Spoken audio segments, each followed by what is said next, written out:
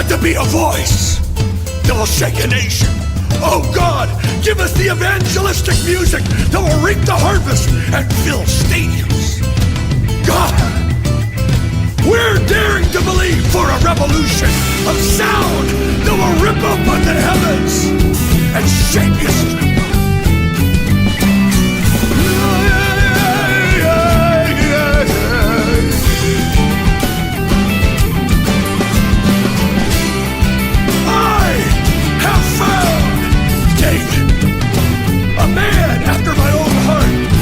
Be said in the nations that God said, I have found David, a man searching, seeking, fasting for the music of heaven.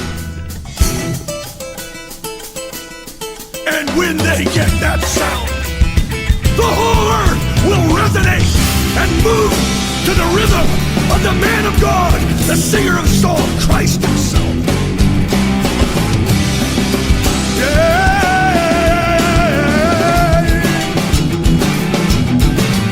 So we call them forth all over the land in the secret places of devotion. Burn in their heart and make them 10 times better. Make them 10 times better than the sounds of the earth. Peço que você feche os seus olhos, estenda suas mãos para cá. Ore por mim, meu irmão, por favor, eu te peço. Me ame nesse momento. Amém? Pai, nós te agradecemos, Senhor. Te agradecemos, Pai, não apenas pelo que o Senhor pode fazer, mas por quem o Senhor é. Nós estamos aqui, Senhor, em torno do Seu nome, não buscando as Tuas mãos, mas a Tua face, Senhor. Nós confiamos no Teu favor sobre a nossa vida, nós confiamos que o Senhor é bom em todo tempo. E por isso, Senhor, nós queremos buscar quem o Senhor é. Não apenas o que o Senhor pode nos dar, porque se nós temos ao Senhor, nós já temos tudo. Por isso, Senhor, nós te pedimos que o Senhor venha falar por meio da Tua palavra, Senhor. A Tua palavra que é mais cortante do que a faca de 2 gumes, que separa a alma, Senhor, do espírito, que separa juntas e medulas. Senhor, que a Tua palavra, que é o Seu Filho, que tomou forma, que andou entre os homens, a luz que iluminou todo o ser, Senhor, venha se manifestar nessa noite.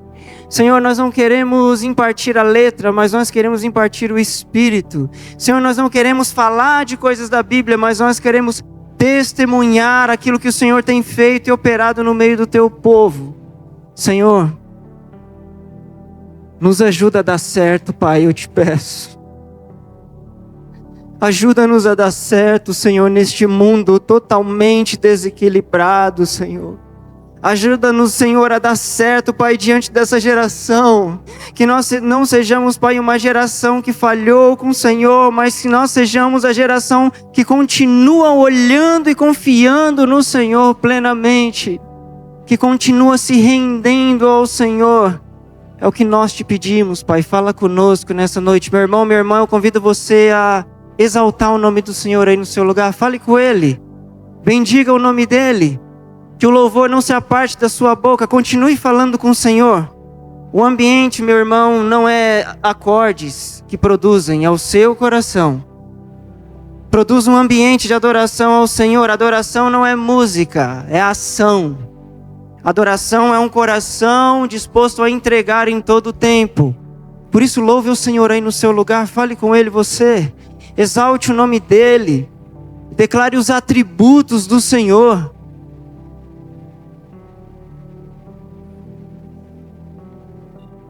Diga que Ele é bom, que Ele é justo, que Ele é leal, imutável, onipotente, onipresente.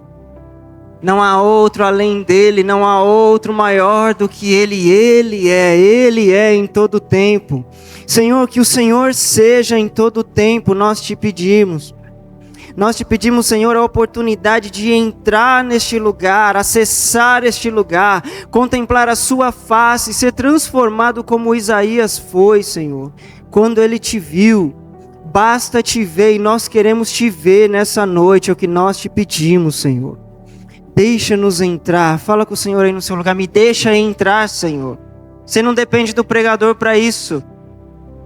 Você não depende de alguém que diga o que você tem que fazer, aonde você tem que ir. Você pode acessar esse lugar. Por isso peça para o Senhor: Senhor, eu quero acessar este lugar.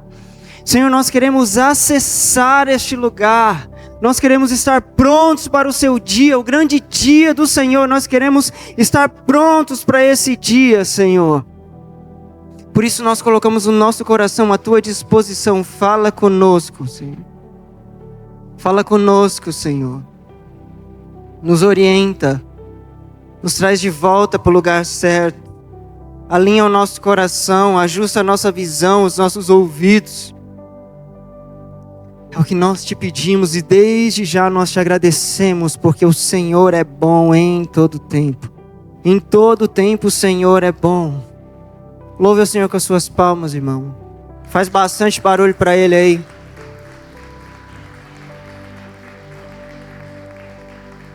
Aleluia.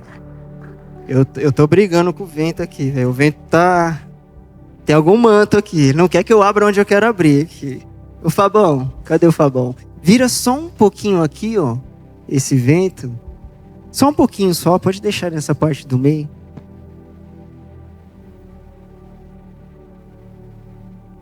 Isso, tá bom. Tá pegando aí pra vocês, mamãe? Tá? Tá bom? Amém. Temos a visita de um casal amigo, Alex Banzai, Carol, que já fez parte dessa casa aqui. Já conhece a história. Tem mais alguém visitando a gente? Primeira vez? Sim? Não? Amém. Glória a Deus. Então eu posso apertar, né, irmão? Tá todo mundo conhecido aqui, né? Posso? Sim ou não? Não? Fundo ou raso? E aí? Vocês que sabem. Vocês estão comigo? Amém. Glória a Deus. Nós estamos vivendo em dias, irmãos, que eu tenho orado ao Senhor, sabe, fazendo uma leitura desses tempos. Estava até conversando com alguns amigos. É como se histórias, sabe, no mundo inteiro, na economia, na igreja, na vida das pessoas, como se estivesse repetindo. Sabe, a gente sempre vê ciclos, sabe, acontecendo, onde coisas acontecem, de repente parece que mudou e volta sempre para o mesmo lugar. E assim acontece na nossa jornada, irmão cristão. Nossa jornada de fé, muitas vezes, ela é marcada por ciclos que sempre se repetem. E eu entendo que tudo aquilo que vencemos não retorna mais para a nossa vida. Ou pelo menos, se vencemos, quando retorna, nós já sabemos o que fazer. Por exemplo, quem não sabe aí, eu tenho bastante filho. E no primeiro, a gente acha que quebra, né? A gente sabe todo aquele cuidado. No segundo, o segundo sofre um pouco mais, porque você já está calejado, você já sabe como fazer. Quando chega no terceiro, irmãos, fala, já sou mestre. Quando chega no quarto, então, tadinho do quarto. Você já sabe que não quebra, você já sabe que dura. Sabe por quê? Porque a experiência, ela vai transformando você e ela vai te dando a capacidade de administrar situações que costumam voltar na sua vida. Por isso, eu creio que quando nós olhamos, nos deparamos em situações como essa, nós só temos uma decisão, uma postura a tomar. Nós precisamos encerrar da maneira certa. Nós precisamos fazer o que é necessário fazer para que esse ciclo ele se feche de uma vez por todas e ele não se repita, amém? Quem já viveu muitos ciclos aí, o mesmo ciclo aí, durante sua caminhada na sua vida? Eu já vivi vários, irmão, várias vezes, sabe? E muitas vezes eu tentei resolver da minha maneira, não da maneira do Senhor. Então, primeiro segredo: você quer que um ciclo pare de se repetir na sua vida? Sabe aquele que causa dor, aquele que causa crise? Posso te dar um segredo? Posso? Administre esse tempo com o Senhor. Não faça por você. A gente já falou muitas vezes aqui que fazer do nosso jeito pode parecer bom, mas Deus tem um jeito. Então não troque o melhor pelo bom, irmão. O bom, ele pode parecer favorável para nós. O bom, ele pode parecer mais fácil do que você fazer, mas tenho certeza que o melhor do Senhor, ainda que seja mais desafiador, vai trazer resultados excelentes. E quando eu falo sobre resultados excelentes, eu quero falar sobre o principal deles, é voltar para Ele. É voltar a ouvir, é voltar a enxergar. É entender que todo o processo que Deus coloca na nossa vida é para nos levar para um lugar. Fala para o teu irmão aí, todo processo que Deus te faz passar é para te levar para algum lugar. A gente sempre vai chegar em algum lugar, irmão, mas qual é o ponto? Nós já falamos isso aqui. Deus nos espera onde? No início ou no fim das coisas? E aí? O que Deus disse para Isaías? Eu vejo o fim no início. Então, para nós, homens limitados, que tem o tempo como nosso juízo, o fim importa muito. Mas Deus nos espera no início de tudo. É como se a nossa vida com Deus fosse sempre no início, onde aprendemos, aonde experimentamos, aonde nós desfrutamos de quem Ele é, mas de repente, o bom, ele sempre vai tomando o lugar do melhor. E eu vou me afastando. Eu vou indo cada vez mais longe. Então Deus está nesse lugar. Aí o que a gente precisa fazer? A gente já falou isso aqui. Nós precisamos fazer o caminho de volta. Caminho de volta para quem? Para mim? Caminho de volta para Ele. Deus, Ele é bom em todo tempo. E quando nós falamos em caminho de volta, e eu queria começar abrindo uma palavra com vocês. Hoje a gente não vai ter na tela. Quem está com a Bíblia aí? Bíblia no celular. Vamos ler junto, hein? Recon hoje aqui, galera. Malaquias no capítulo 4.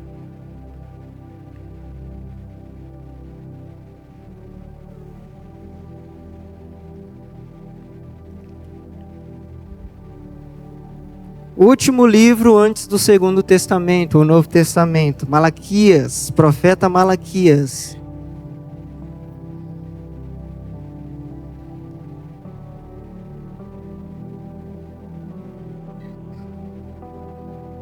Malaquias no capítulo 4, no verso 5. Amém? Todo mundo achou aí?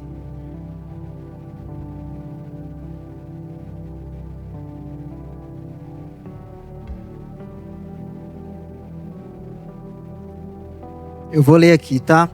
Malaquias 4, a partir do verso 5 e verso 6, diz assim: Eis que vos enviarei o profeta Elias, antes que venha o grande e terrível dia do Senhor. Para que o Senhor vai enviar o profeta? Ele converterá o coração dos pais aos filhos, e o coração dos filhos a seus pais, para que eu não venha e fira a terra com maldição. Só até aqui, irmãos.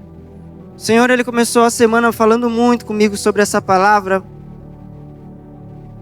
porque a fazer uma leitura desses tempos, nós vemos que é como se tudo que acontece na nossa vida, sabe, tivesse acontecendo para nos fazer rachar, nos fazer separar, sabe, nos fazer perder o sentido de destino e propósito. Amém? Então é lado A, lado B, aí a gente vai ver na bendita política, né? Ou é um, é outro, é o time A, o time B, o time verde com o time vermelho, enfim. Então fica assim, sabe? Parece que a gente está sendo bombardeado de nunca estabelecer uma relação pactual com ninguém. E o mais interessante é porque o profeta Malaquias, Deus, ele vai falar para ele que aquilo que vai anteceder o dia do Senhor. Qual é o dia do Senhor, irmão? Quem arrisca aí? Qual é o dia do Senhor? O dia da volta. O dia daquele que morreu como um cordeiro e vai retornar como um leão. O dia daquele que Paulo diz que bem-aventurados sois vós que amam esse dia, porque vocês têm gastado as suas vidas por esse dia. É esse dia que eu estou falando. Então o profeta Malaquias, ele recebe algo do Senhor e ele vai dizer assim: olha, Deus ele precisa enviar alguém nessa unção, nessa mensagem de Elias. E qual vai ser a cerne dessa mensagem? Os pais precisam voltar os seus corações para os seus filhos. E em resposta a esse retorno daquele que gerou com aquele que foi gerado, os seus filhos também precisam voltar os seus corações aos seus pais.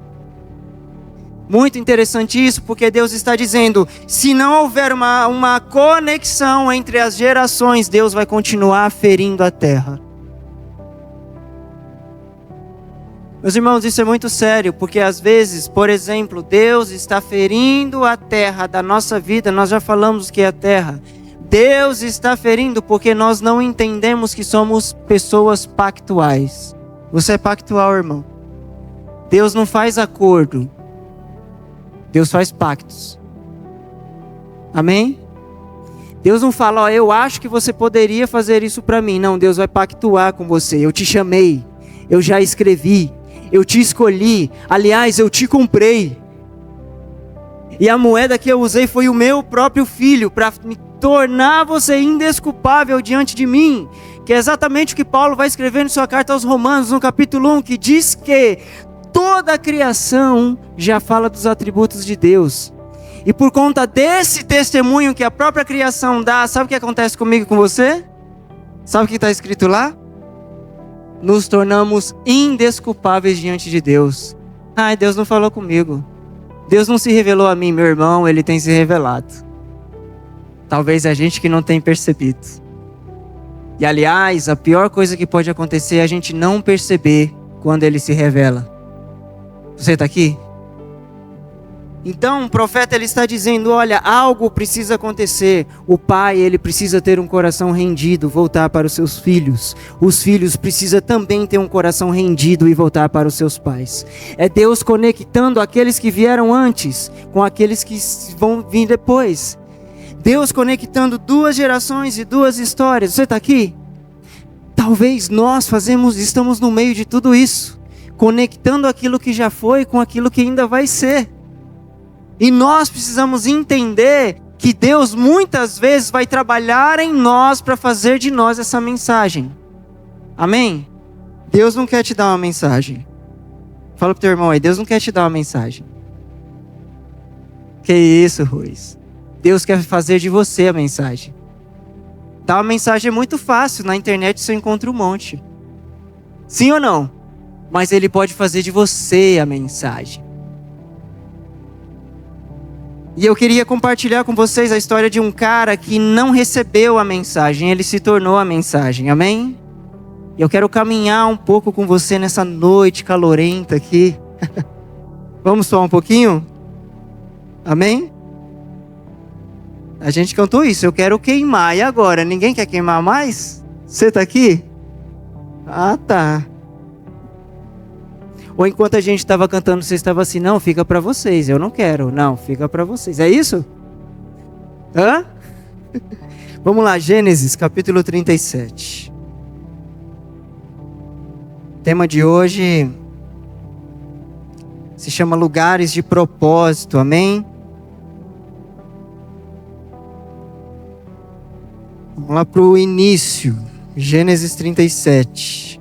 Gênesis 37, facinho. Depois do índice aí.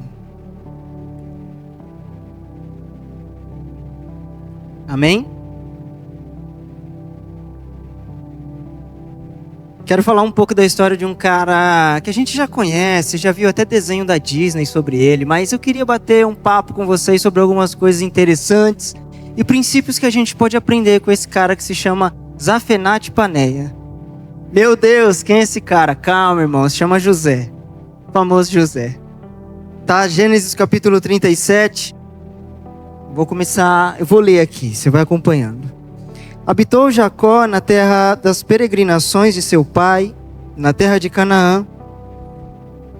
Verso 2, essa é a história de Jacó. Tendo José 17 anos, apacentava os rebanhos com seus irmãos.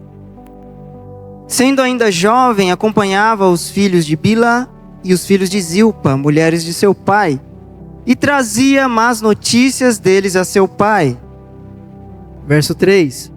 Ora, Israel amava mais a José que a todos os seus filhos. Guarde isso daí. Porque era filho da sua velhice. E fez-lhe uma túnica talar de mangas compridas. Então olha só. O texto ele começa dizendo que Jacó ele tinha muitos filhos, que são as tribos de Israel. Jacó passa a se chamar Israel. E havia o mais novinho ali, por nome José. O interessante é que as escrituras elas já nos mostram um detalhe importante. Jacó amava mais José do que os outros irmãos. Então a gente já vê um cenário um pouco diferente aqui. Por quê? Porque diz que José ele sai com os irmãos para ver o trabalho dos seus irmãos. E José ele traz más notícias para o seu pai sobre os seus irmãos. Então a gente tem 2 pontos aqui. Primeiro, José estava caguetando seus irmãos. Segundo, ele era mais amado pelo seu pai. Se a Bíblia está dizendo que José era mais amado pelo seu pai, era porque o seu pai deixava notório isso. Não está aqui porque está, amém? Não está aqui como algo aleatório. Se a Bíblia está registrando que José ele era mais amado, significa o quê? Que Jacó ele fazia questão de mostrar para os seus filhos que José era mais amado. Amém? Então aqui a gente já vê uma situação um pouco desequilibrada. Sim ou não? Imagina você, quem tem irmão aí? Sua mãe, o seu pai chegar para você e falar: olha, eu te amo menos do que o seu irmão. Vai doer ou não? O que dói mais? Eu te amo menos do que o seu irmão ou eu amo mais o seu irmão do que você? A ordem dos tratores não vai alterar o viaduto, irmão. Então ele deixou o quê? Uma preferência. Meus irmãos, o que a gente aprende logo de cara aqui? Se você estudar a vida de Jacó, você vai perceber que Jacó foi alguém rejeitado pelo seu pai. Embora ele tenha nascido junto com o seu irmão, era gêmeos do seu irmão, pelo fato dele ter saído em segundo lugar, e a mão do bebê, irmão, inconscientemente, estava presa no calcanhar do seu irmão. O seu pai, ao invés de abençoá-lo com um nome, ele abençoou com uma sentença. O seu pai deu o nome de Jacó. Sabe o que significa Jacó? Usurpador. Aquele que pega que não é seu. Então, o discernimento do seu pai, quando viu essa situação, foi dizer: olha, você está querendo usurpar o lugar do seu irmão, você vai crescer dessa forma. Então Jacó ele tinha um estigma na vida dele, que Deus ele tratou a identidade de Jacó. Mas quando nós vemos que Jacó ele começa a multiplicar os seus filhos, quando chega no filho mais novo, ele vai imprimir a sua dor. Ele vai imprimir aquilo que te faltava. Olha, eu fui rejeitado porque eu era mais novo. Então a minha solução, o meu jeito, eu vou amar o mais novo no lugar dos mais velhos. Então é muito importante a gente entender que nós não podemos imprimir as nossas dores em coisas e nem pessoas. Qual era o problema de Jacó aqui? Eu só prefiro um. E aí, para piorar, José ele sempre estava entregando os irmãos. Olha, Rubem vacilou, Simeão, Naftali, Levi, Judá, estava aqui, sempre o pai. Olha só, na colheita, no começo, no jeito de negociar, não sei o que, José sempre tinha uma boa barra má nova para o seu pai. Os irmãos começaram a se encher. E Jacó recompensá-lo por aquilo. E aí diz que Jacó ele faz uma túnica maravilhosa, cara. Como se fosse uma espécie de veste sacerdotal, um negócio que ia destacar José dos demais. Olha isso, irmão. Já não basta o dano, eu ainda vou honrar José no meio dos irmãos. Todo o ambiente de desequilíbrio, ele não gera justiça. É por isso que a palavra de Deus, justiça, em primeiro lugar, significa equilibrar. Palavra justiça para Deus não é vingança, é colocar aquilo que estava fora do lugar para o lugar certo. Então havia um desequilíbrio. E se você estudar a fundo as Escrituras, você vai perceber que muitos homens que funcionou muito para Deus, funcionou muito mal para sua casa. Por que Deus tem que levantar Samuel? Porque Eli era um bom sacerdote durante um tempo, começou a vacilar. Seus filhos profanaram o altar. Samuel cresceu sem pai, teve um mentor.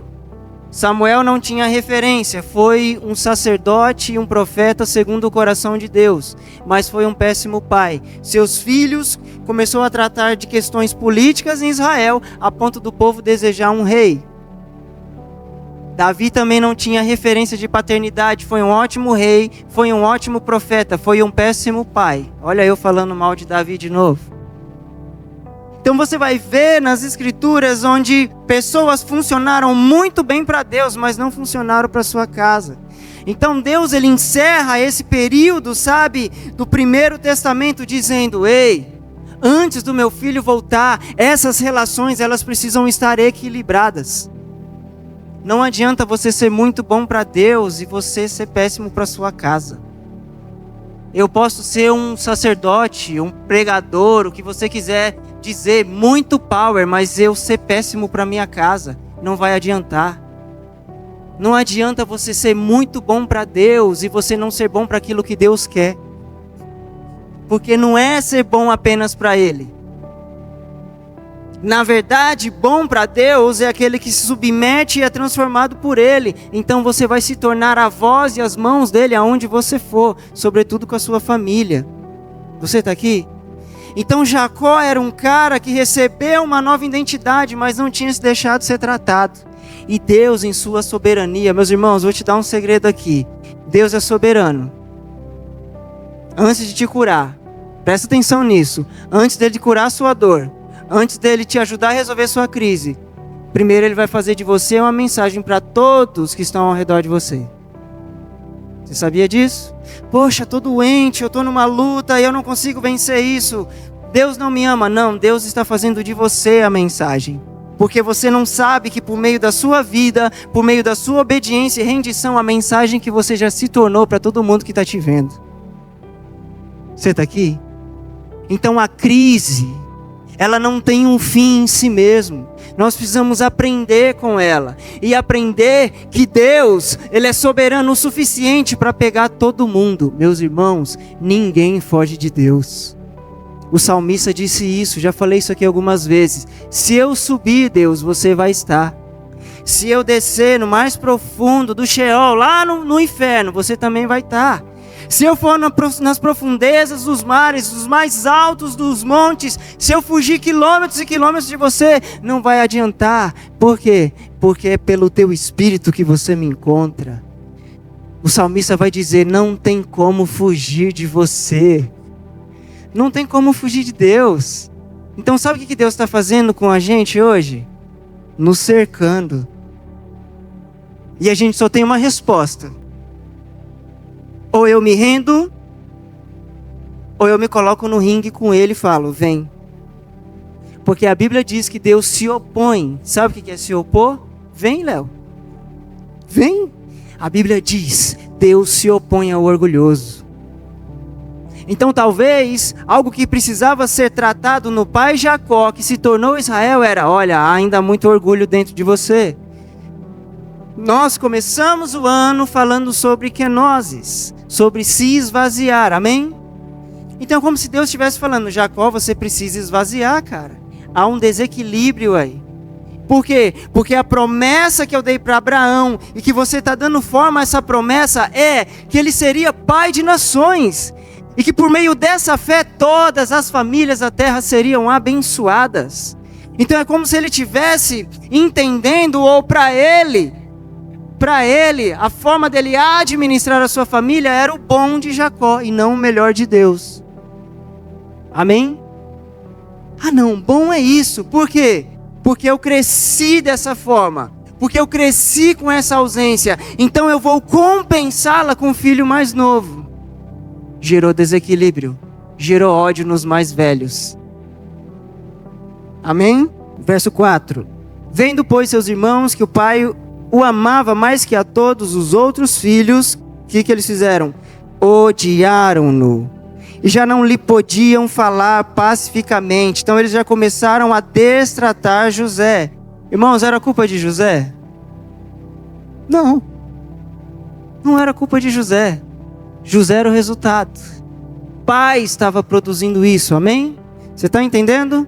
O pai estava... É como se uma geração estivesse produzindo uma rejeição à geração que está vindo. Por quê? Porque não exerceu a paternidade que Deus queria. E eu não estou falando de papai espiritual, amém? Não estou falando disso. Eu estou falando de nós entendermos, caminharmos e ensinarmos para que eles cresçam filhos maduros. Isso pode ser seu filho, mas isso pode ser seu amigo. Isso pode ser uma pessoa que Deus colocou na sua vida. Amém? E talvez até a gente, muitas vezes, pessoas que o Senhor coloca nas nossas vidas para nos ajustar, para nos fazer olhar para o lugar certo da maneira certa. Amém? Verso 5. Teve José um sonho e o relatou a seus irmãos. Por isso o odiaram ainda mais. Olha só. Diz que José teve um sonho e quando ele contou para os irmãos odiou ainda mais. Que será que sonho foi esse, meu irmão? Vamos lá, verso 6. Pois lhe disse, rogo-vos, ouvi este sonho que tive. Então José chama eles e fala, vou contar o sonho que eu tive aqui. Atávamos feixes no campo, todo mundo trabalhando ali no campo. E eis que o meu feixe se levantou e ficou em pé. E os vossos feixes o rodeavam e se inclinavam perante o meu. Olha só, irmão, o cenário. Zezinho chega, fala, eu tive um sonho, deixa eu contar para vocês aqui. Todo empolgado. Tava tomando patada dos irmãos o tempo todo. Deixa eu contar uma coisa para vocês. Essa noite eu tive um sonho. E nesse sonho eu estava trabalhando com vocês no campo. Só que os meus feixes, eles eram maiores do que os seus. E os seus feixes, na verdade, se rendiam a mim. Imagina, irmão. A palavra diz que Deus, ele sempre vai se comunicar de formas diferentes. E uma das formas de Deus se comunicar comigo e com você é através de sonhos. Não é todo sonho, amém? Nossa, sonhei, Deus falou comigo. Não é isso. Precisamos ter discernimento. Mas o que acontece é que Deus estava desenvolvendo um dom em José. Amém? Então Deus, ele começou a se comunicar com José. Foi o primeiro estalo. Foi a primeira aparição. Oi, José. Deixa eu me revelar a você. Deus começa a desenvolver algo em José. José chega para os seus irmãos e conta o que Deus falou com ele. Nossa, eu tive um sonho e todos vocês se rendiam a mim. Verso 8. Então lhes disseram seus irmãos. Na hora os irmãos captou. Reinarás com efeito... Peraí. O que você está querendo dizer? É que você vai reinar sobre nós? Já assim, peraí. Você está querendo dizer que você, o mais novo, você, desse jeito aí, vai reinar sobre nós? Então presta atenção. Vamos seguir.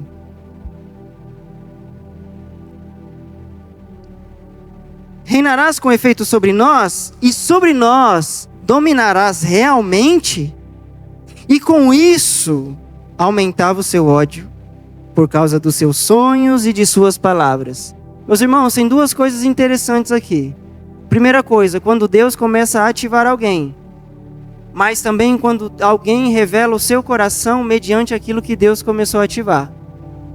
Então o problema é que a casa de Jacó tinha se tornado um ambiente desequilibrado, onde Deus, ele começa a desenvolver algo com alguém mais novo, e os outros, por conta do seu coração que não foi tratado, por conta de uma carência, de uma ausência, sabe, por conta de já terem perdido a referência que era o seu pai, e o seu pai deixar claro que ele havia, sabe, a sua preferência, eles não ouviram de bom grado.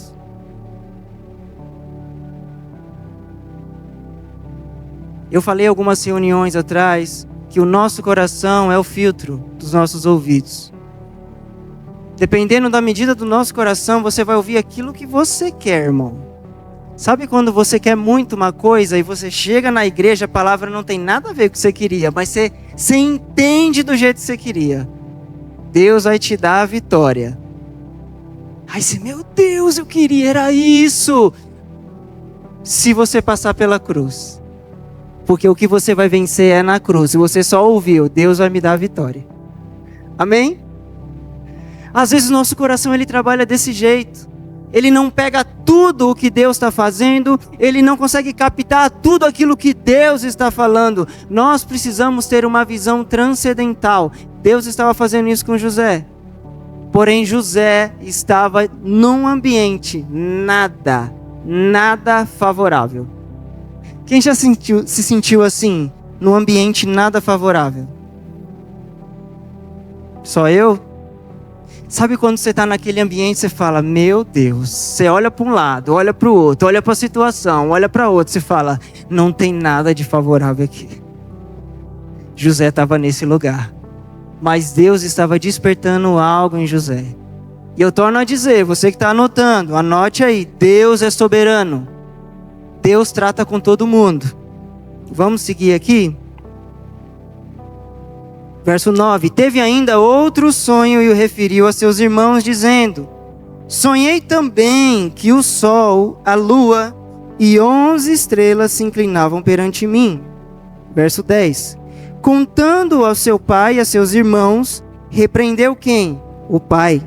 E lhe disse, que sonho é esse que tivesse? Acaso viremos eu e a sua mãe e os teus irmãos nos inclinar perante a você em terra? Verso 11, seus irmãos lhe tinham ciúmes, o pai, no entanto, considerava o caso consigo mesmo. Jacó ouviu, ok, vou guardar. Mas ele fala, ô menino, você está ficando louco?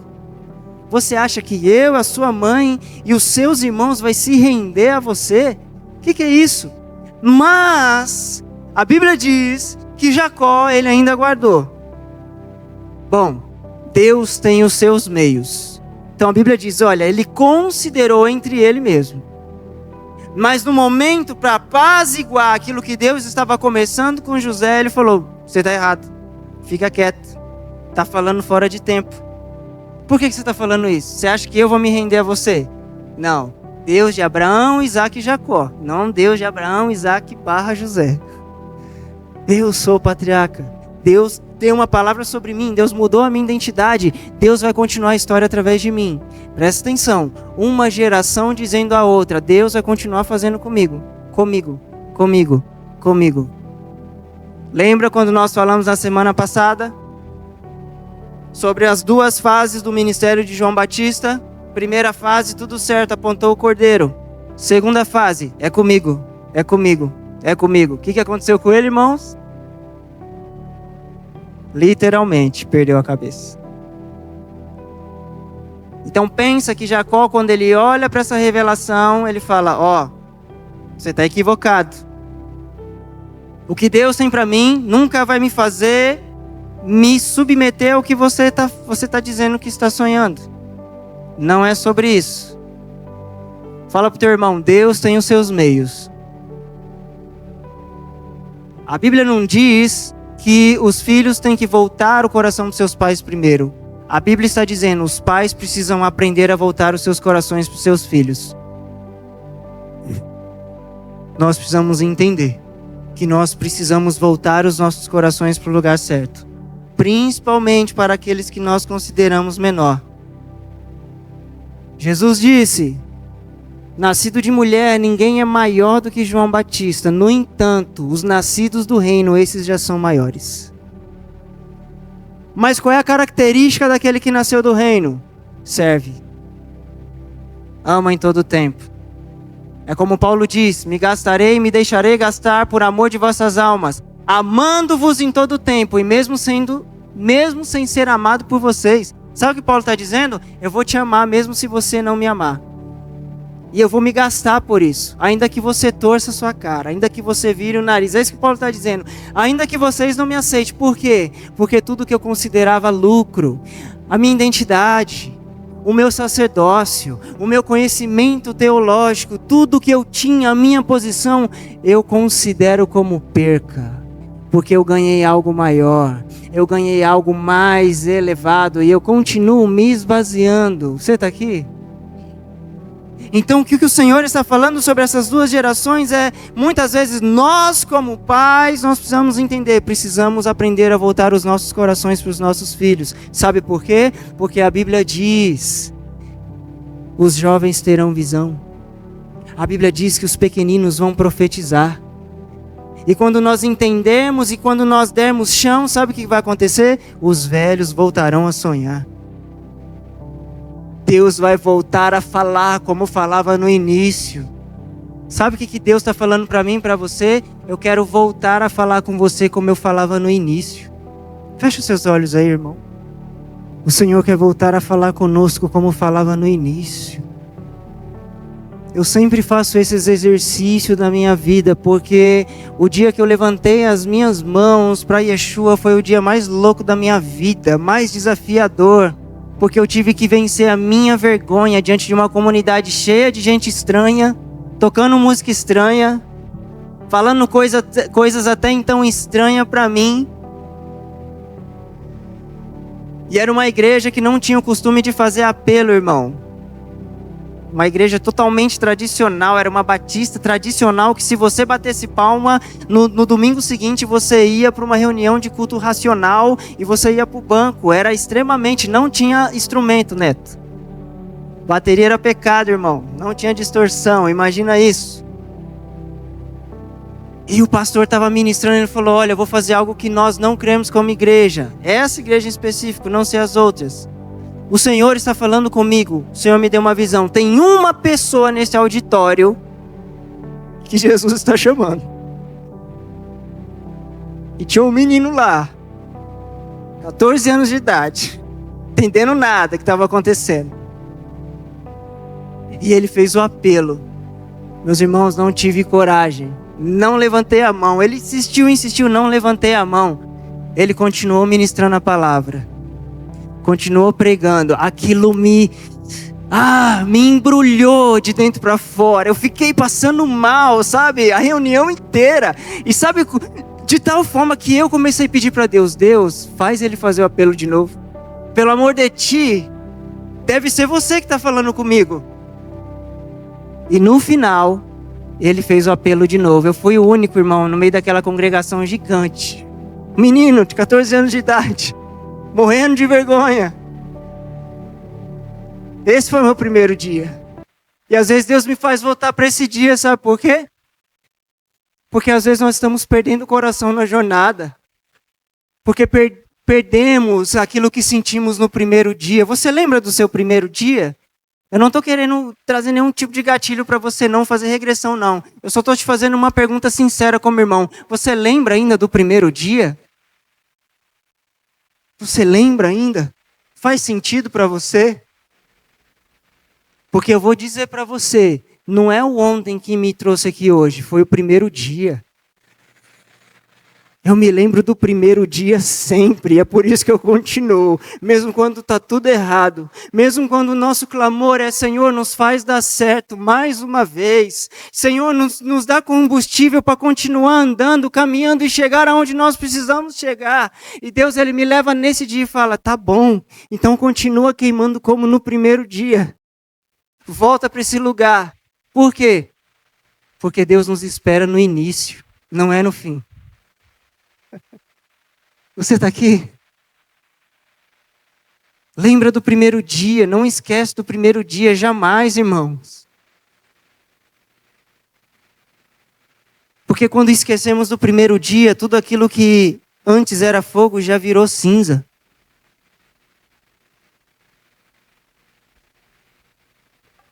Amém? Vamos discorrer aqui na história. Deus, ele começa algo, Deus está desenvolvendo algo em José. José, ele fala os sonhos para os irmãos e continua ali. Seus irmãos começam a se corroer de ciúmes, cara. Não conseguem mais se aguentar. Sabe, já era maior do que eles. Então eles têm um plano. Vamos dar fim em José.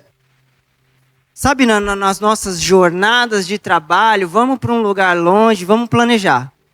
Vamos dar cabo de José, volta para o papai e fala, olha, é o seguinte, um animal selvagem foi lá, matou José e está tudo certo.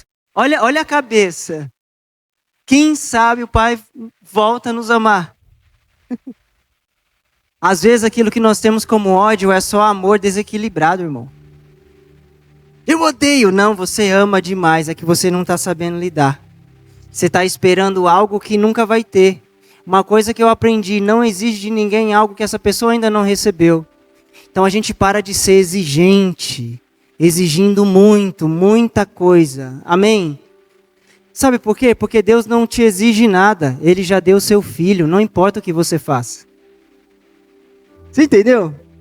Deus nos deu o seu melhor, então não importa o que a gente faça. Então Deus não vai ficar exigindo de você. Deus ele só vai nos colocar diante do espelho e falar, olha para você, eu preciso que você chegue na medida que eu desenhei para você, que eu escrevi para você. É nesse lugar que você tem que chegar. Deus está fazendo isso com Jacó, com seus filhos, principalmente com José. Então José ele sai com seus irmãos, e os seus irmãos então planejam matar. O irmão mais velho ele fala, olha, não faz isso, você vai matar José, tá maluco? Eu vou até a cidade, quando eu voltar a gente pensa o que vai fazer. Os irmãos estavam ali naquela pegada. Abre um buraco, joga o irmão dentro. Quando passa, alguns descendentes de Ismael pega o menino e vende como escravo. Nós temos um escravo aqui, bonitinho, novinho, fortezinho, fala pra caramba, tem até um dom. Leva pra você. Sabe o que eles pegam? Eles pegam a túnica que o pai deu, suja de sangue de animal, e leva o presente do seu pai para ele. Olha o que eles estão fazendo. Olha o posicionamento. Vamos ferir o nosso pai. Quem sabe ele volta o seu coração para nós. Aquilo que ele tinha como estima, aquilo que ele usou para honrar o filho mais novo. Vamos trazer. Olha, não conseguimos trazer José, mas trouxemos o seu presente. Para você se lembrar todos os dias que você tem outros filhos para amar. É quando nós tentamos, presta atenção, é quando nós tentamos viver coisas de Deus do nosso jeito. O que esses irmãos estavam fazendo? Eu quero viver essa promessa que o nosso Pai tem, que vai se estender sobre nós, mas nós queremos fazer do nosso jeito. Vamos tomar a força. Nós falamos a semana passada, Jesus disse para Pedro, quando Pedro cortou a orelha daquele soldado, Jesus disse assim para ele, Pedro, por que você fez isso? Quem vive pela espada, morre pela espada. Tudo que nós fazemos na nossa força, do nosso jeito, o único resultado é a força, é o nosso jeito. Não produz vida. Vaso. Deus abençoe, irmão. Não produz vida. Tudo que a gente vai tentar fazer com a nossa própria ideia, com a nossa própria força, só tem uma coisa que vai gerar: morte. Morte. José, ele é vendido. José, ele vai parar na casa de um cara rico, muito conhecido, chamado Potifar. E ali, ele chega nesse lugar, começa a trabalhar nesse lugar. Potifar, ele percebe em José uma capacidade de administrar recursos. Presta atenção nisso. Potifar, ele percebe em José uma capacidade de administrar recursos. Então ele fala, olha, eu vou transformar esse ambiente num ambiente favorável. Você vai começar a cuidar das minhas coisas. E ali José, ele começa a desenvolver a sua capacidade. Meus irmãos, deixa eu falar algo bem claro e deixar algo bem claro para vocês. Todas as vezes que a gente fala ou ouve falar sobre José, a gente só ouve falar sobre empreendedorismo, capacidades de gerenciar coisas, multiplicar. Mas eu quero te dar uma boa nova, não é sobre isso que eu quero falar nessa noite. Não é sobre isso. Deus não está preocupado apenas em fazer com que você tenha habilidade para administrar coisas. Deus precisa trabalhar em você. Então, talvez José começou a pensar, uau, beleza, fui vendido, mas eu comecei a estar numa boa posição aqui, porque eu comecei a desenvolver as minhas habilidades. Agora eu não sou falador, eu sou contador. Comecei a organizar as coisas aqui. Então presta atenção, todas as vezes que você está num ambiente favorável e se esquece do propósito de Deus na sua vida, o que vai acontecer? Deus vai te colocar em outra crise. Por quê? Não, isso não é bíblico. Vamos lá, Romanos no capítulo 8. Romanos 8, 28. Muito conhecidos, irmão. Vou ler aqui. Romanos 8, 28. Diz assim: sabemos que todas as coisas cooperam para o bem daqueles que amam a Deus. Os profetas de meio versículo só decoram essa parte. Não, sabemos que todas as coisas cooperam para o bem daqueles que amam a Deus. Paulo termina aí? Na sua Bíblia aí, Paulo termina aí? Vírgula, o que Paulo continua dizendo? Daqueles que são chamados segundo o seu propósito. Então, às vezes a gente até canta, todas as coisas cooperam para o bem daqueles que amam a Deus. Meus irmãos, amar a Deus somente não adianta.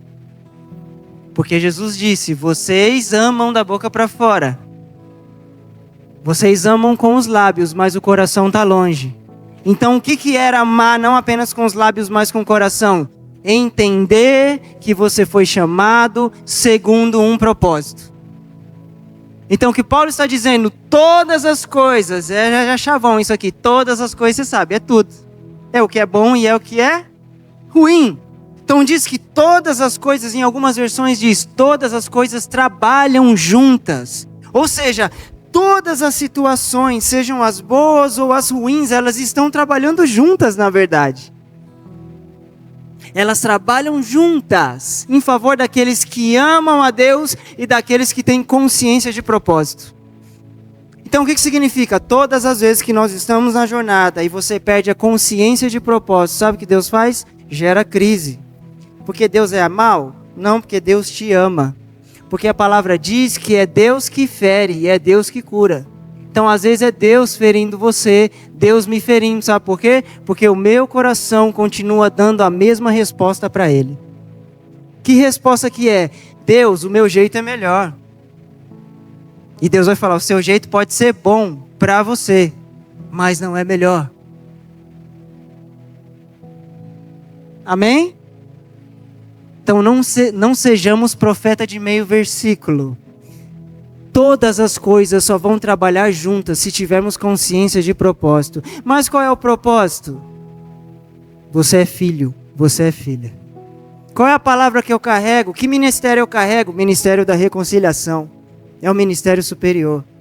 Antes de Deus te chamar por um profeta, apóstolo, mestre, pastor, Deus quer que você seja um agente de reconciliação do mundo com Ele. Deus quer fazer com que nos tornemos ponte na vida de pessoas para que eles encontrem o Senhor. Amém?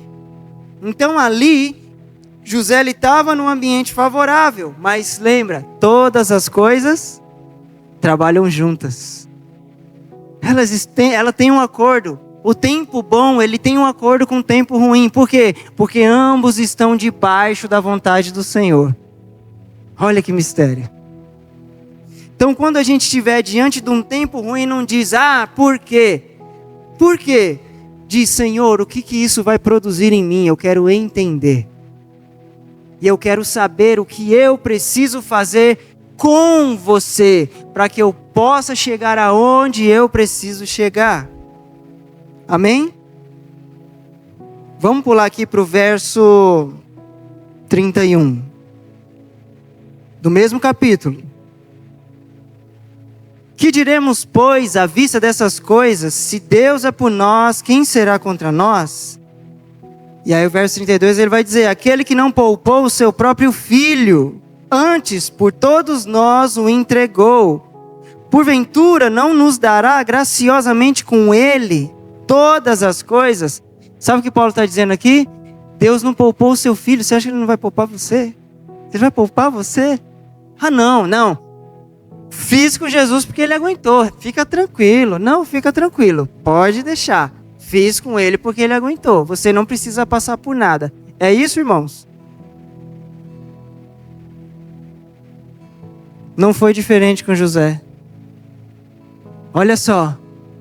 Um dia José está lá trabalhando, diz que a esposa de Potifar tem desejos por José. E diz que ela vai para cima do garoto, irmão. Diz que ela foi para cima e vai ser hoje, pronto, e acabou, e você sabe a novela. E quer de todo jeito, a ponto de José fugir sem roupa de lar, irmão. José fugiu desesperado. Sempre quando nós estamos em crise, tem 3 coisas que na nossa vida vai passar por um teste. Primeiro, a nossa carne. Lembra de Jesus no deserto? Levado pelo Espírito. Diz que no final dos 40 dias, 40 noites, o semblante dele caiu. Qual foi a primeira coisa que Satanás quis tocar nele? Você está com fome. Pega essa pedra, transforma em pão. Carne. Então, primeiro ponto, Deus vai querer tocar na sua carne. Por quê? Porque o Espírito tem que falar. Então ali, onde era um ambiente favorável, a mulher de Potifar fala, então vamos ver se é tudo isso mesmo. Vai para cima do garoto desesperado. Por quê? Porque eu preciso fugir daquilo que é aparência de mal. Foge sem roupa. O que acontece com ele? Acusado falsamente. É preso. Aquele ambiente que era um ambiente de favor se tornou um ambiente de terror. Vai parar lá na cadeia, irmão. Olha ele voltando para um outro lugar de novo. Poxa, fui vendido como escravo, achei que agora as coisas iam dar certo. Acontece toda essa situação, aonde eu fui parar? Na cadeia. E ali, José, ele começa a desenvolver o seu dom ainda. Por quê? Porque aquilo que Deus quer desenvolver em você não depende do ambiente que você está, irmãos. É isso que a gente precisa entender. O mundo pode estar um caos, Deus vai continuar operando em você. Amém? Então Deus, ele não está condicionado ao ambiente no qual José estava. Deus começa com José quando ele morava na casa do seu pai, mas Deus não terminou porque ele se tornou um preso. Então ele estava nesse lugar e Deus continuou operando. Amém? E o que acontece? Nessa prisão, teve 2 homens que foram presos. Um deles era o copeiro do rei. E está lá nessa prisão. E diz que esse homem, ele teve um sonho. E José, ele vai agora, ele não só sonha, ele traduz o sonho. Fala, olha, eu entendi o que você sonhou. E ele dá a revelação. Ó, a sua causa vai ser julgada. Você vai sair daqui. Vai dar tudo certo. O copeiro olha e fala, ok, vou crer. Então você tem a habilidade de traduzir sonhos. Deus é comigo. E não só isso, José ele começa a administrar os recursos da prisão. Deus ele derrama um favor sobre José, mesmo no ambiente de caos, mesmo no ambiente de prisão. E José ele está ali se desenvolvendo e acontece exatamente como José tinha visto. Então o copeiro ele volta para o lugar. Meus irmãos, olha isso daqui. Diz que ele chega para o copeiro e fala assim, ó, quando você chegar lá, fala para o rei, fala para o seu senhor o que eu fiz. Quem sabe ele tem misericórdia de mim e me tira daqui. Quando nós olhamos para esse cenário, nós aprendemos um outro princípio muito importante. Meus irmãos, nunca tenta se beneficiar do dom que Deus está desenvolvendo em você, porque não é para você. José, ele olha, eu te dei algo, em contrapartida, lembra de mim. Meus irmãos, sabe quanto tempo passou? 2 anos. O copeiro esqueceu, saiu todo felizão, voltou a trabalhar, não perdeu a cabeça, falou, uau, e tá aqui, ó, o tempo passando, o tempo está passando, de repente, presta atenção, o rei tem um sonho. Chama os magos, chama esse, chama aquele, ninguém consegue, sabe, traduzir. 2 anos depois, alguém lembra, opa, chegou pro copeiro, ei, eu conheço alguém que tem o dom, alguém que tem um Deus que favorece ele, pode trazer a tradução disso aqui que o rei chama José, traz José. José é colocado diante do rei, irmão. Deus começa a mudar algo na vida de José. Amém? José é colocado diante do rei. Traduz, revela o sonho. Casa certinho. O rei confia, fala, então eu vou te colocar sobre governante. Eu vou te colocar sobre o governo de todas as terras. Depois de mim é você. Uau! Chave de ouro. Casa gigante. Nossa, que palavra maravilhosa. Nossa, José então ele saiu da vala como escravo ao imperador, quase um imperador, ao príncipe, aquele maioral. Uau, que vitória. Não é sobre isso, irmão.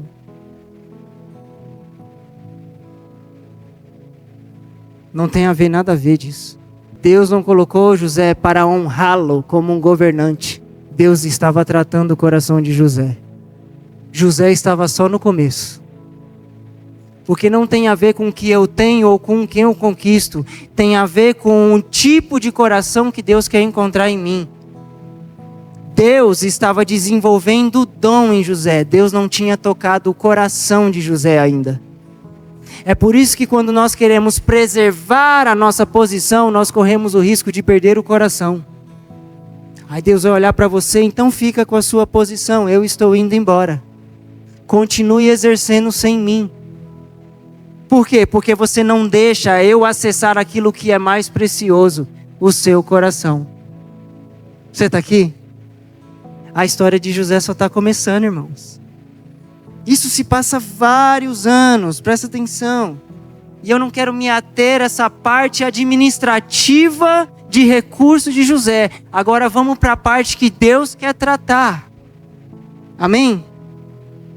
Então José, quando ele chega, sabe, nessa posição, ele começa a administrar um tempo de escassez na cidade. E José agora, sabe, pela sua estatura, pela sua posição, presta atenção, ele tinha poder de decidir quem vive e quem morre. Quem queria um poder desse aí? Todo mundo com medo, né? A decisão é sua, irmão. Se Deus falasse, a decisão é sua, você que vai decidir quem vive e quem morre. E aí?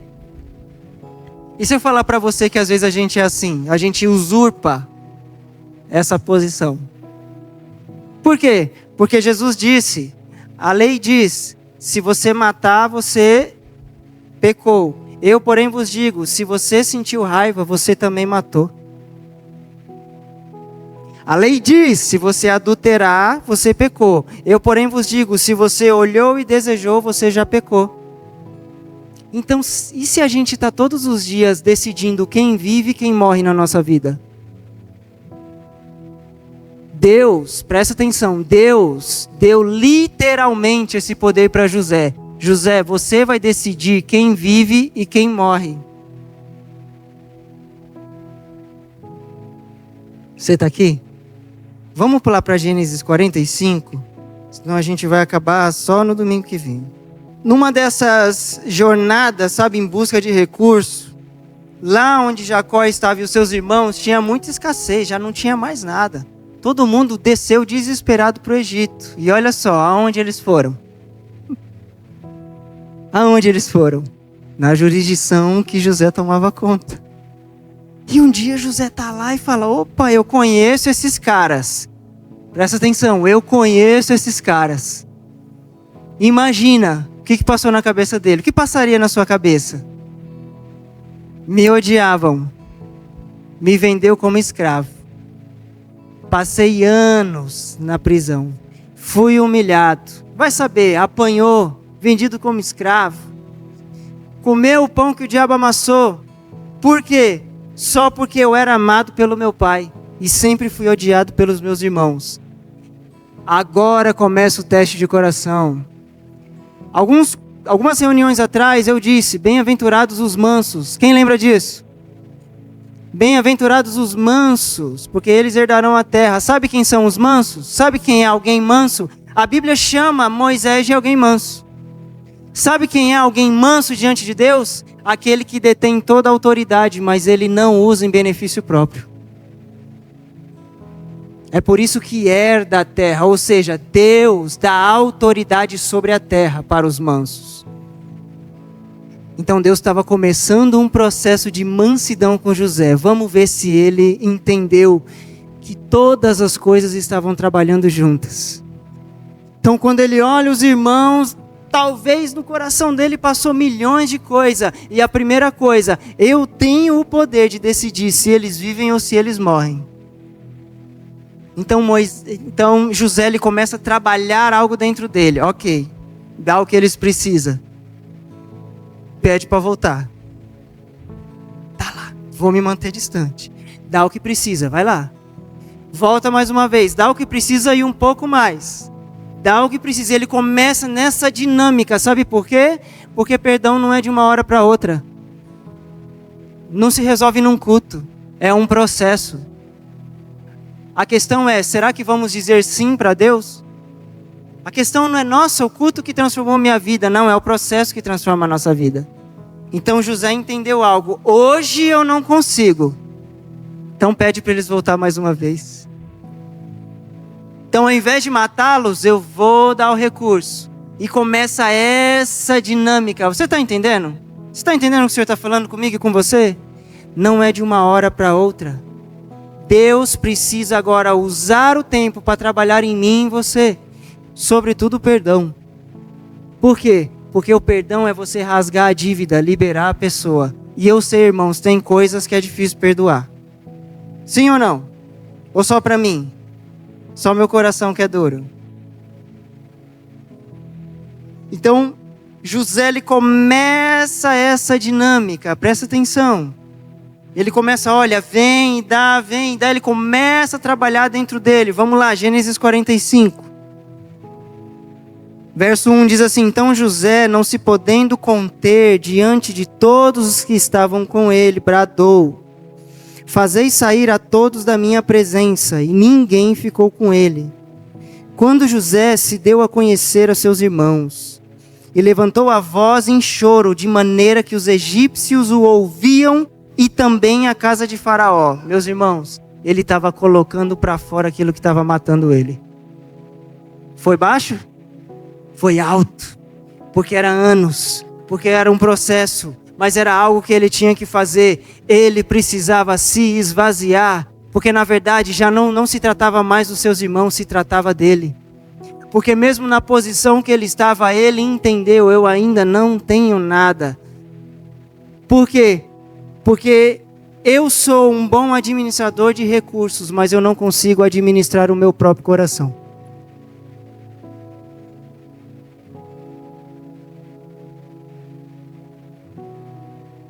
Eu estou me perdendo, mesmo numa posição elevada diante dos homens. Amém? Verso 2, e levantou a voz em choro, de maneira que os egípcios ouviam, e também a casa de Faraó. Imagina os irmãos, todo mundo ficou assim, porque esse cara está chorando. O que ele fez? Ele armou um banquete, chamou todo mundo, e depois que todo mundo chegou, ele falou, sai todo mundo daqui, eu vou ficar só com esses caras aqui.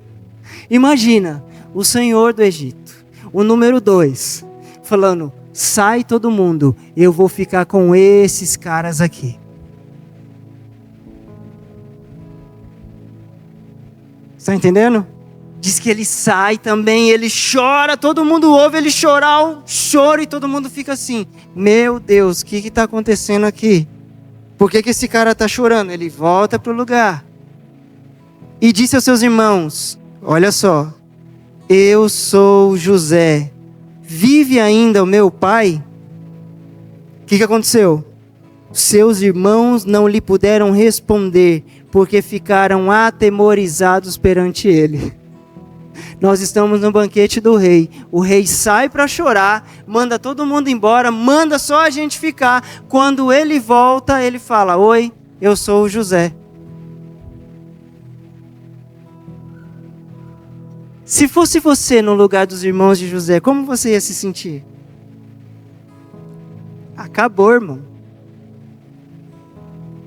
Sim ou não? Se José tivesse o nosso coração hoje, o que ia acontecer com os irmãos dele? Responde para você. Às vezes a gente não tem vontade de dar uma esganadinha, sim ou não? Ou é só comigo? Alguém sincero aí? Glória a Deus. Eu também. A lista fica variando. Amém? Então ele disse, eu sou José. Presta atenção, verso 4. Disse José aos seus irmãos, agora chegai-vos a mim, e chegaram-se. Então disse, eu sou José, o vosso irmão. Aí vai lembrando, a quem vendeste para o Egito. Verso 5. Agora, pois, não vos entristeçais, nem vos irriteis contra vós mesmos, por me haverdes vendido para aqui. Presta atenção. Porque para conservação da vida, presta atenção nisso. Para conservação da vida, Deus me enviou na frente de vocês. Porque já houve 2 anos de fome na terra, e ainda restam 5 anos em que não haverá lavoura nem colheita. Olha o verso 7. Deus me enviou adiante de vós, para conservar vossa sucessão na terra, e para vos preservar a vida para um grande livramento. Olha a resposta de José. Tudo aquilo que eu tinha como crise, tudo aquilo que eu tinha como perca, e agora essa posição que eu cheguei, para mim não importa, porque eu entendi que foi Deus que me trouxe até aqui.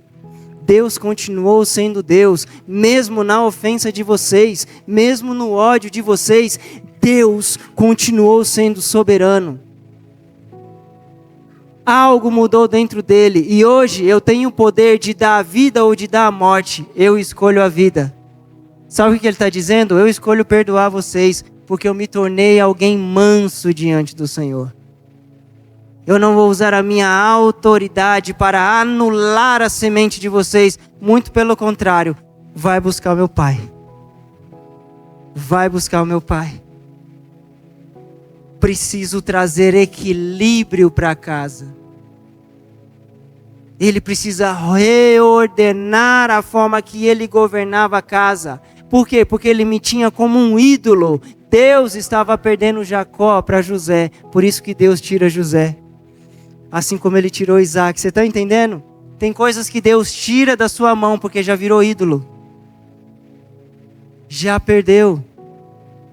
E antes da gente orar, eu quero ler mais um texto com vocês. Porque quando nós olhamos para essa parte da vida de Moisés, nós vamos entender exatamente o que Paulo está dizendo em Romanos, no capítulo 5.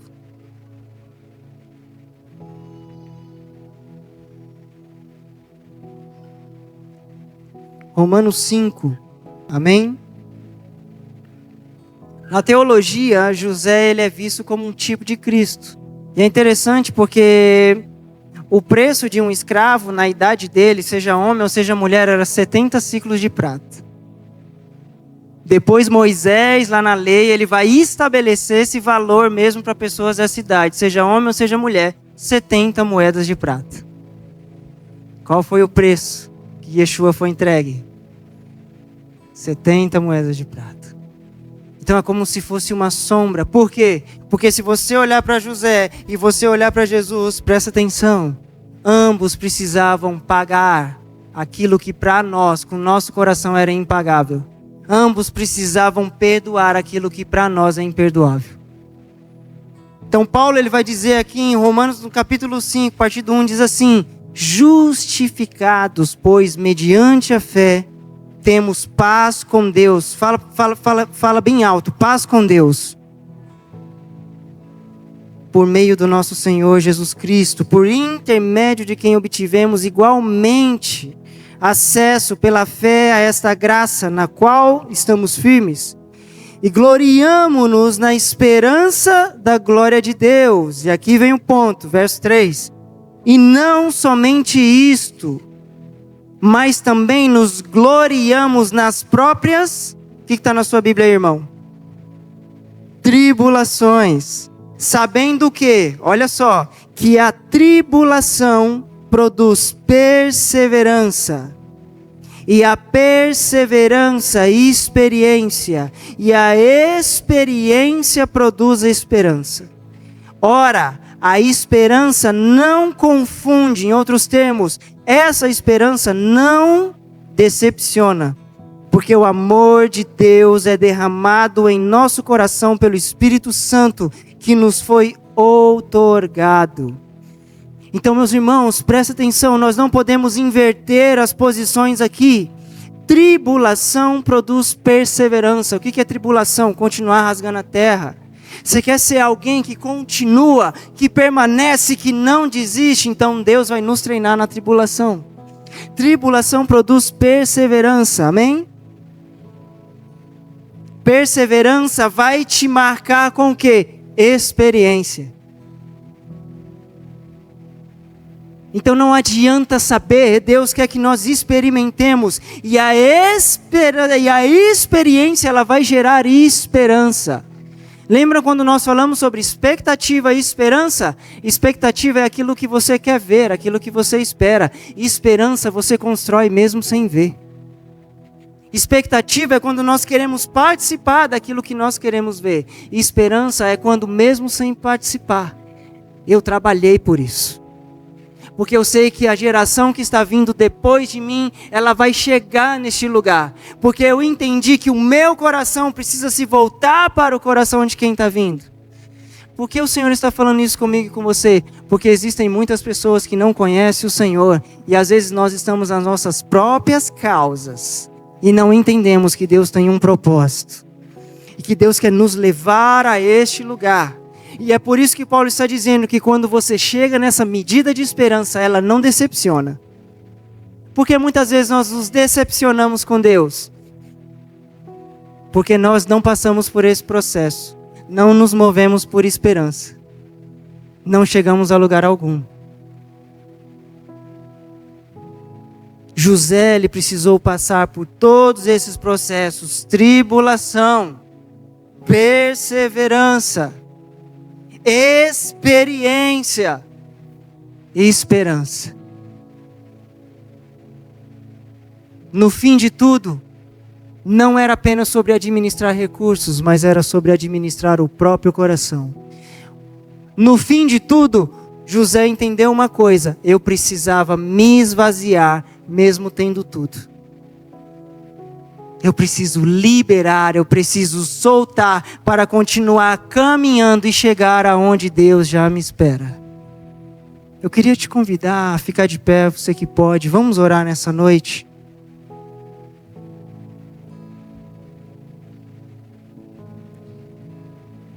Vamos falar com o Senhor. Muitas vezes nós não entendemos os processos de Deus. Deus é soberano em todo tempo. Muitas vezes nós queremos definir, nós queremos formatar a forma de Deus operar. Deus tem que fazer desse jeito, senão eu não vou entender, então eu não vou crer que é Deus. E Deus está dizendo para mim e para você: eu vou fazer do meu jeito. Sabe por quê? Porque eu quero te tornar alguém manso. Porque eu quero fazer de você alguém com coração, presta atenção, ensinável, um coração que se submete. José foi o maior exemplo. Ele tinha todo o poder dado pelos homens, mas ele preferiu ser obediente ao Senhor. E ele disse: traz o meu pai de volta. Meu pai ainda vive, eu preciso me reconciliar. Porque eu já me reconciliei com vocês. E agora traz o meu pai para cá. Por quê? Porque Deus vai continuar a sua história. Porque Deus, ele parou. É como se Deus tivesse parado a história de Jacó e dos 11 filhos no caminho. Para que Deus pudesse tratar José. Entende? Aquele que então era o perseguido, aquele que era aquele que era o quebrado da história, presta atenção, ele era o propósito, ele era a ponte, ele era a porta, Ele era a ferramenta. Então talvez sou eu e você na nossa crise, no nosso momento. E Deus está dizendo, se esvazia. Porque não é sobre você. É o que eu quero fazer em você e através de você. Não é sobre o que eu quero te dar. É justamente sobre o que eu quero tirar. Porque ainda está ocupando muito espaço. Se José continua no ambiente favorável que ele estava, ou ele ia ser morto de fato pelos irmãos, ou ele ia fazer com que o seu próprio pai, que o idolatrava, voltasse uma identidade que Deus já tinha mudado. É como se Deus estivesse livrando Jacó de usurpar a promessa, porque passou a adorar o seu próprio filho. Então Deus saca a sua maneira e Deus guarda, sabe por quê? Porque se Deus te enviar, irmão, a palavra de envio vai te proteger. Ela não vai te proteger do dia mal, mas ela vai te proteger no dia mal. Ela vai ser a sua força no dia de fraqueza. Ela vai ser a sua luz no dia de escuridão.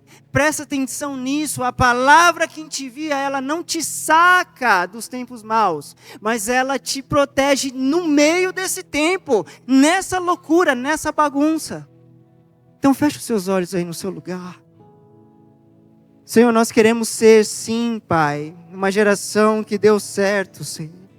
Senhor, nós queremos entender, sim, sobre essa palavra que o Senhor só vai trazer cura e vai parar de ferir a terra quando os corações que outrora são opostos, eles possam virar para o mesmo lugar, Senhor. Senhor, os pais, os filhos, Senhor, nós queremos voltar para o mesmo lugar. Dai-nos esse coração, Senhor. Senhor, há muitas coisas nas Escrituras sobre coração, Pai, porque no final de todas as coisas é o lugar que o Senhor trabalha, é o lugar que o Senhor opera, porque é o lugar escondido, é onde o homem não vê, é onde a gente consegue se esconder das outras pessoas, é o nosso próprio coração, muitas vezes duro, muitas vezes mau, Senhor. Senhor, nós fazemos uma oração nessa noite, Senhor, que nós queremos te entregar um coração ensinável, Pai. Senhor, um coração ensinável, Senhor, porque nós queremos tomar das águas vivas, Senhor, água que nos cura, Senhor. Nós queremos acessar este lugar. Meu irmão, minha irmã, começa a falar com o Senhor aí no seu lugar. Erga suas vozes. Começa a falar com Ele. Senhor, eu quero acessar este lugar, Senhor. Senhor, se o ambiente não é favorável, se eu estou olhando apenas, Senhor, o que não dá certo nas coisas, me ensina a olhar as coisas por meio da esperança, para que nós continuemos nos deixando gastar e caminhando para este lugar, Senhor. Senhor, essa tem sido a minha esperança, essa tem sido a minha oração. E, Senhor, eu oro, Pai, como comunidade, como família da fé, como casas sacerdotais, independente, Senhor, da onde estão, Pai, consolidados, aonde fazem parte, Senhor, nós estamos diante de muitas casas sacerdotais aqui. Eu não estou falando de placa, Senhor. Eu não estou pregando sobre placa, eu estou pregando sobre reino de Deus, porque nós queremos nos render, nós queremos ser uma resposta. Nós não queremos apenas ter a resposta, porque muitas vezes nós procuramos quem tem a resposta e nós não encontramos quem é a resposta. A resposta é o Senhor. Por isso, Senhor, faz de nós essa resposta, Senhor. Nos entende, Pai amado, que o ambiente no qual estamos é um lugar propício para o Senhor revelar a sua soberania. A sua soberania, Senhor. Por isso, Senhor, trabalha na terra sim. Trabalha, Senhor, e nos ensina sobre perseverança. Porque nós queremos experimentar, para então se mover com esperança. Essa é a nossa oração, Senhor. Senhor. Ah, Senhor. Leva-nos, Senhor, este lugar, Pai, onde nós nos perdemos, Senhor. Senhor, o Senhor da igreja, Pai, disse para a igreja de Éfeso: vocês faziam muitas coisas, vocês chegaram no lugar, mas eu tenho algo contra vocês, vocês perderam o primeiro amor. Vocês perderam o primeiro amor, é apenas a obra, não é mais o coração, é apenas o que deve ser feito ou não deve ser feito, mas não sobre aquilo que vocês devem se tornar. Então o Senhor está dizendo para a igreja de Éfeso: vocês precisam voltar para esse lugar, volte às práticas do primeiro amor, volte para este lugar, volte para o lugar onde a chama se tornou cinza, volte para o lugar onde o altar era inteiro, não era rachado, não era quebrado. Volte para o lugar onde os seus ouvidos me ouviam. Volte para o lugar onde os seus olhos me viam. Volte para esse lugar. Volte para esse lugar, meus irmãos. Esse lugar tem um nome: Yeshua. Esse lugar tem um nome. O descanso é alguém, não é uma coisa. O descanso não é um lugar, é alguém. E esse alguém está fazendo um convite nessa noite para mim, para você, dizendo: volta, volta, deixa eu te tomar pelas mãos, deixa eu te dar mais um fôlego de perseverança. Vamos continuar, vamos caminhar, vamos chegar aonde tem que chegar. Há uma estação pela frente, há uma estação onde eu darei machados às suas mãos, onde coisas precisarão ser arrancadas da sua vida, do seu coração, e novas coisas serão plantadas segundo a natureza que Deus quer. Senhor, nós nos submetemos ao Senhor. Senhor, visita cada casa nessa noite, eu te peço, Pai.